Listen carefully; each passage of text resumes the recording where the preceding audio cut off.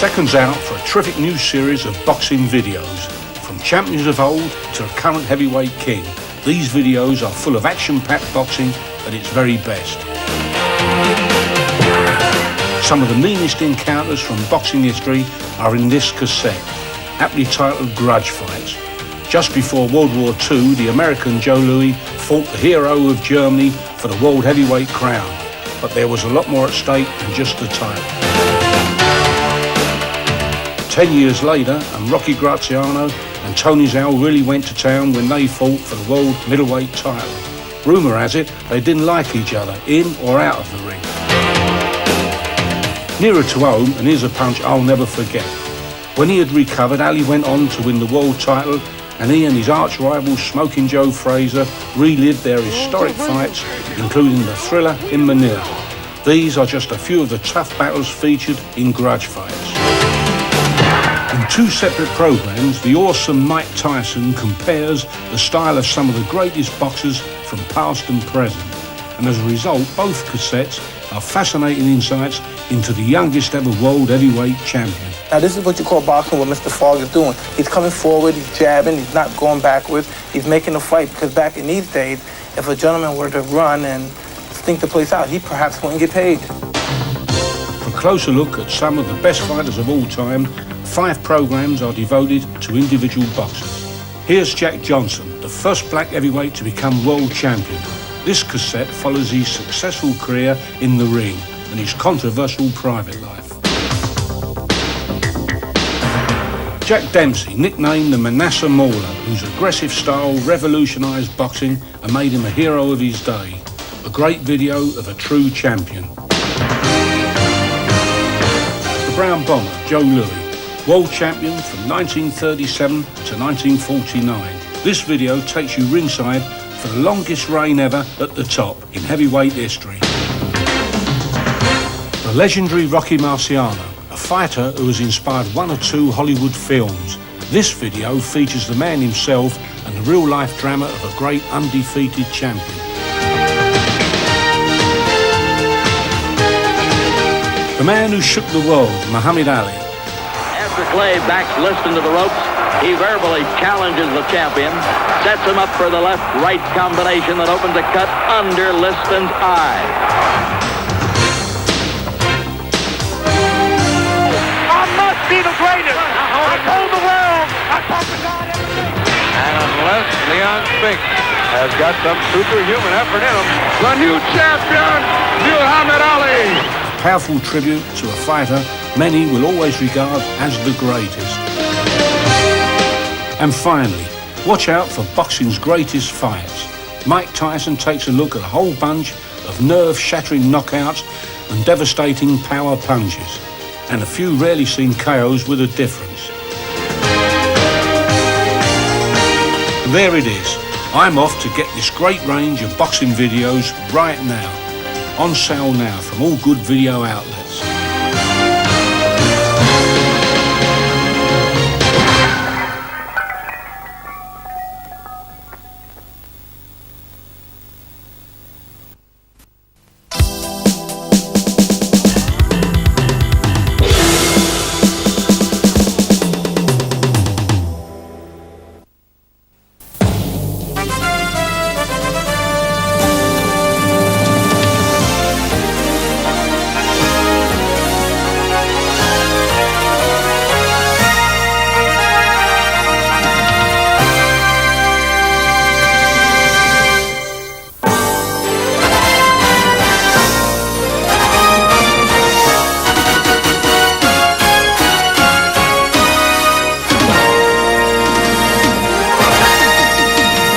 This is the legacy of Mike Tyson, possessed with one of the most devastating knockout punches in the history of the sport.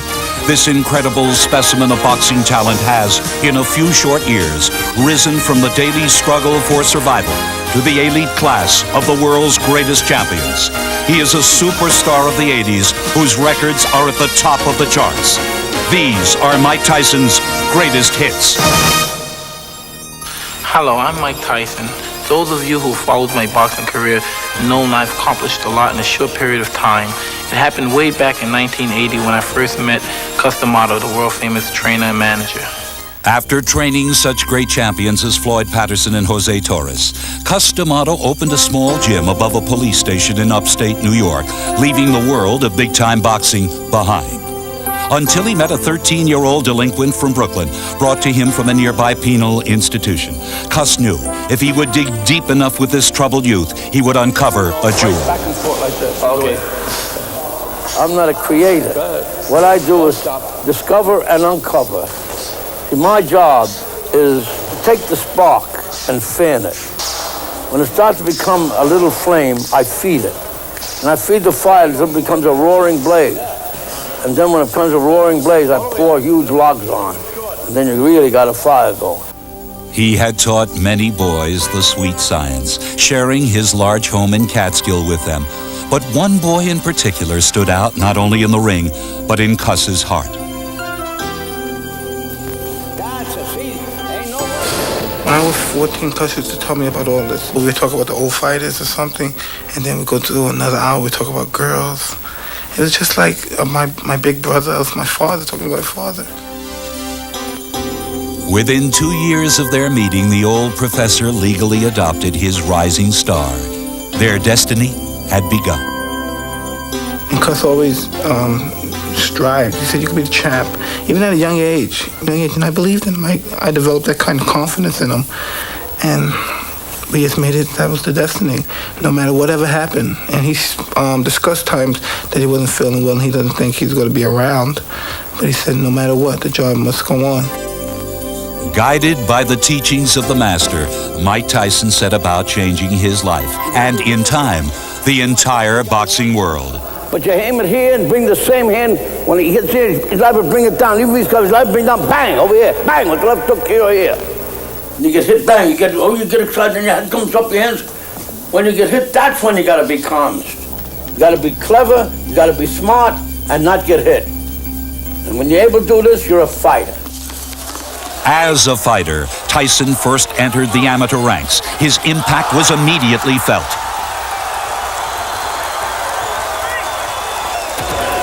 After a successful amateur career, Mike Tyson now stepped into the ring as a professional. It was a new game for the 18-year-old. He would be up against stronger, more mature competition.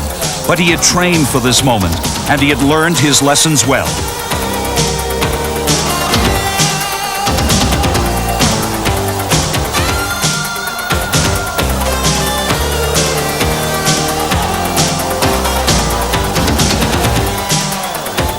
As he had been taught, he was putting on a great show.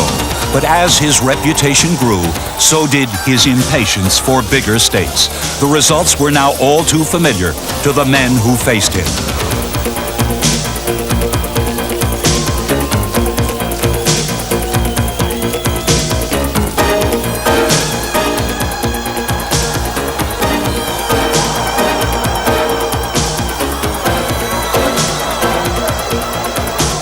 He fought like a seasoned veteran, stalking his opponents, choosing his punches well. He could mix it up, exchanging combinations, and then pick a target, punishing the body.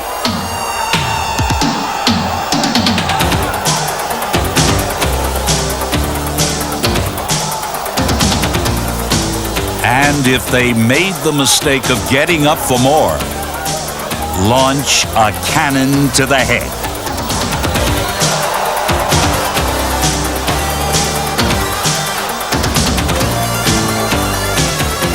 Compact, quick, and incredibly powerful, he fine-tuned his knockout punch.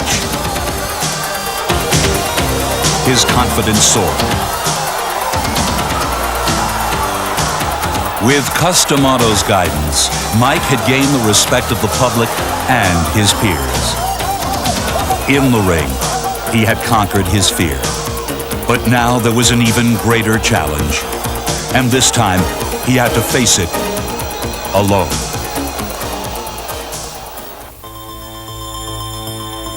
On November 4th, 1985, just 3 days after Mike Tyson knocked out his 11th straight professional opponent. Cus D'Amato died of pneumonia. Though the master was gone, his voice still echoed in the gym he called home. Your mind is not in your way. There's something distracting you. And remember, it's always good to throw the punch where you could hit him and he can't hit you. That's what the science of boxing is all about. The master instilled in the student his experiences and thoughts to carry him through his journey. Words were his tools, words that are still very much alive today. You know what I like about it's about the coward and the hero, that both of them feel the same. It's what they do that makes it different. In other words, the hero feels just as frightened as the coward. But it's just that the coward, he runs. Instead of the hero, he feels the same, and he has the discipline, and he just makes himself go through whatever has to be done. It's what he does that makes him a hero, and what the other fellow doesn't do that makes him a coward. It was D'Amato's philosophy to build will rather than skill. With Mike, he had succeeded. He had bred in Tyson the heart of a champion, a heart that had other feelings as well. You know, it really is difficult because I did miss him a lot. But even besides, before, when Cus was around, I was always that way. I used to always keep things to myself. I always kept things to myself. But it's just that I let some things out. I spoke to him about some things that were on my mind. But when things get on my mind now, I don't talk to anyone about it. If Cus was around, he would tell me things. And he would explain this is what I would do. And so I would tell him, yes, but just don't worry about it, Cus, everything's going to be all right. And he knew not to worry about it. There's no way we could fail. We must succeed. Determined not to fail the memory of his beloved tutor, Mike returned to the ring with a vengeance. Immediately setting a course on the road to the heavyweight title. A passion for victory exploded in enormous blows. The pace accelerated as he met each new challenge head-on, steamrolling through the middle ranks of the heavyweight division, throwing some of the best punches many had ever seen.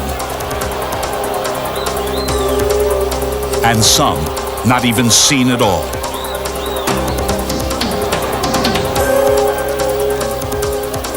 During the last 10 months of 1985, in his first year as a pro, Mike Tyson had knocked out all 15 of his opponents. And with the new year, the hits just kept on coming. Even when pushed into the middle rounds of a bout, he could unleash unbelievable combinations. Now reaching the critical point in his career, there was little need for worry. Mike Tyson had been properly prepared. His new co-managers had built the foundation along with Cus D'Amato by providing lessons on all the great old fighters from their extensive boxing library. At this stage, the late Jim Jacobs and partner Bill Caton developed Mike's progress. Our chief responsibility has been, over the last year, to pick the opponents for Mike Tyson. Nothing is more important than the opponents you pick for a fighter. The strategy was set to showcase Tyson at his best. When someone sees a Mike Tyson fight, we want them to leave the arena saying, when can we go see him again? We decided the time was at hand for the marketing of Mike with a technique that had never been used before, simply because video cassettes were never really available to a manager before. We prepared cassettes of all of Mike's fights and sent those cassettes with a covering letter to the top sports writers and top television personalities throughout the country. For Mike Tyson, the value of the press has been priceless, as one of boxing's most respected writers can attest. The press plays a very big part in the sense that if a promoter or manager knows how to use the press, you get the amount of ink, the timing of the ink, in such a way that getting a title shot pays. Anybody can get a title shot if you want to pay for it. The idea is to get the title shot so it pays you. That meant generous contracts, both from network television and a long-term deal with HBO. I don't believe there's ever been a fighter who has reached this prominence this quickly in the history of boxing. Yet, as the center of all this attention, Mike, like the pigeons he raised, sometimes wished he could just fly away. But can I tell you something? People wouldn't want to be in my shoes. They really think so because they say, wow, I can make money, I can get rich. But if they had to go through some of the things I had to go through, I think they would cry. Sometimes it's so depressing. You got to go through. Like, they always want something. They want to find a way to get your money. It's always people just as hard as you work in a gym. There's people working that hard to separate you from your money. I'm doing my job 100%, and I expect them to do their job 100%. The result's a foregone conclusion.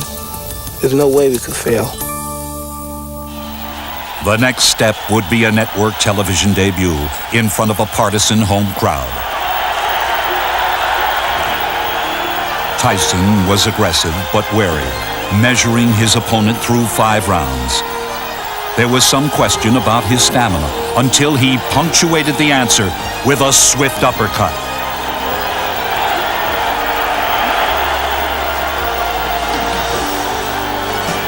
Ferguson barely held on until disqualified for staying too often in the clinch. Mike Tyson had staged an impressive first effort for a rapidly growing number of fans. Nationally recognized as a legitimate title contender, this gladiator proudly displayed his trademark: black trunks, no socks, no robe. Now he would meet boxing's best, fighters with broad experience who knew how to neutralize his attack.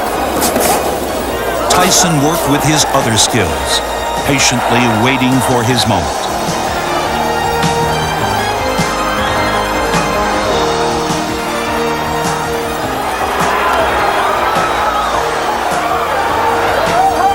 But this was a tougher breed of boxer than he was used to, and despite the victories, it was hard for him to control his frustration.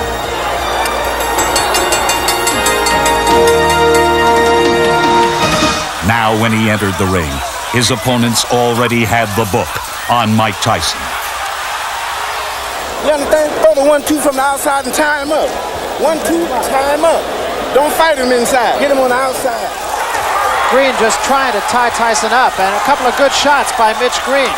His best rally of the fight right here. Look here. He's caught Tyson 4 or 5 times, and Tyson for the first time seems a little bit puzzled. Well, he's smiling. Tyson is smiling, but see, Green has those fast hands. Tyson said one time, he said, I understand anatomy. Here again. Oh, what a left hand. Tyson enjoyed silencing his critics with another win. And going 10 rounds, I'm telling you, it's fun. I'm having a good time in there. And the fun continued, but not for the men who chose to step into the ring with Mike Tyson.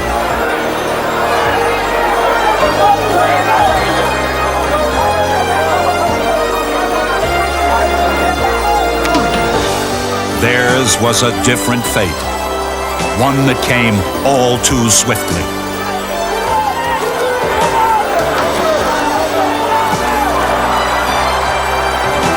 Once again, the look of a devastating knockout puncher returned.